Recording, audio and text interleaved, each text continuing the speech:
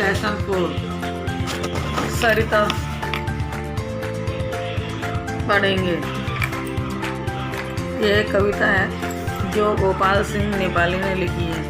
ये चंपारण बिहार में जन्मे गोपाल सिंह नेपाली सन 1913-1963 तक को प्रकृति से प्रेम बहुत था। इनकी रचनाओं में यह प्रकृति प्रेम स्पष्ट झलकता है। उमंग, पंछी, नीलिमा, सावन आदि इनकी प्रमुख रचनाएं हैं। सरता कहते हैं नदी को, नदी के लिए ये कविता पूरी नदी पर बनाई गई है, उनकी आवाज़ के बारे में, उसके चलने के बारे में।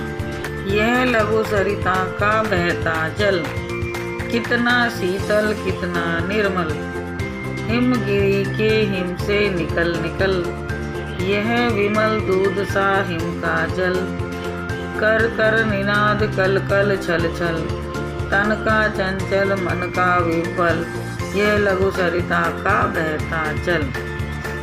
ऊंचे शिखरों से उतर उतर, गिर गिर गिर के चट्टानों पर, कंकड़ कंकड़ पैदल चलकर, दिन भर रजनी भर जीवन भर, धोता वसुधा का अंत स्थल, यह लघु सरिता का बहता जल। कवि कहता है कि ये नदी का, छोटी नदी का जो बहता हुआ जल है वो इतना ठंडा, इतना स्वच्छ साफ है कि जय पर्वत, हिमालय पर्वत के बर्फ से निकल निकल कर पानी बनकर ये दूध की तरह बह रहा है। जैसे हिम का जल बन गया हो, बर्फ का पानी बन गया हो। कर कर निनाद कल कल छल छल, उसकी आवाज़ ऐसे आ रही है जैसे कल कल छल छल की आवाज़ आती है। तन का चंचल मन का विफल, उसका मन जैसे लगता है मानो नदी ऐसे बह रही है जैसे उसका तन चंचल हो और मन विफल हो। इस तरह छोटी लघु सरिता का बहता हुआ जल बड़ा सुंदर लगता है। ऊंचे शिखरों से उतर उतर कर, गिर गिर गिर की चट्टानों पर, पहाड़ों की चट्टानों पर गिरता है। कंकड़ कंकड़ पैदल चलकर, जब सीधे रास्तों पर वो पैदल चलकर मतलब सीधे सीधे बहता है। दिन भर रजनी भर रात जीवन भर, दिन भर रात भर और जीवन भर वो बहता ही रहता है, बहता ही रहता है। धोता वसुधा का अंतः स्थल, पृथ्वी का जो अंतः स्थल है, पृथ्वी का अंतः स्थल को धोता ही रहता है।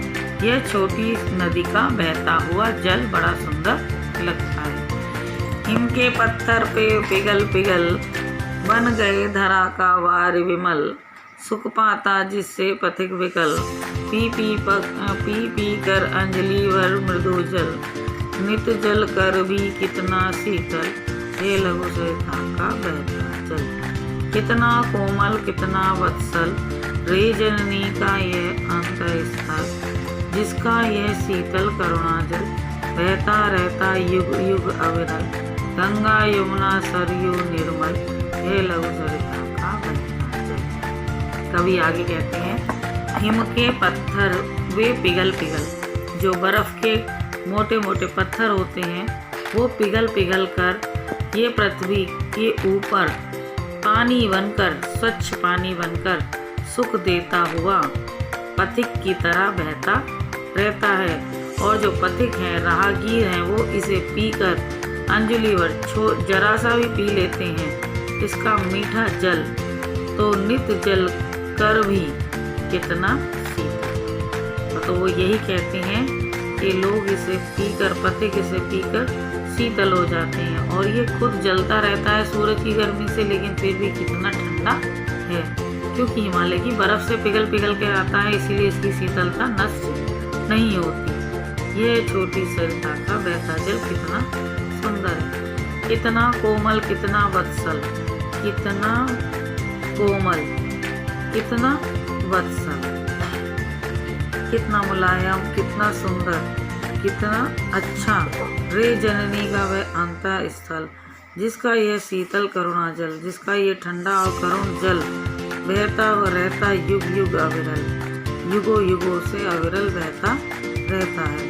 गंगा यमुना सरयू निर्मल, जैसे गंगा और यमुना सरयू का निर्मल पानी जल बहता है, वैसे ही ये छोटी लघु सरिता का बहता जल ठंडा ठंडा शीतल शीतल बहता रहता है। कितना सुंदर।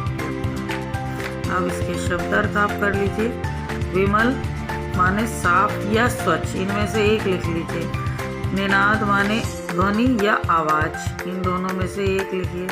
विवल व्याकुल, वसुधा पृथ्वी, रजनी रात, वत्सल पुत्रवत स्नेह करने वाला, पुत्र की तरह स्नेह करने वाला, अंतःस्थल हृदय, अविरल निरंतर लगातार बहता रहता है। अब इसके नेक्स्ट वीडियो में आपको प्रश्नोत्तर अभ्यास कार्य कराएंगे। इसे आप जो है कॉपी पर लिखिए और पठन करके इसका पढ़कर इसका याद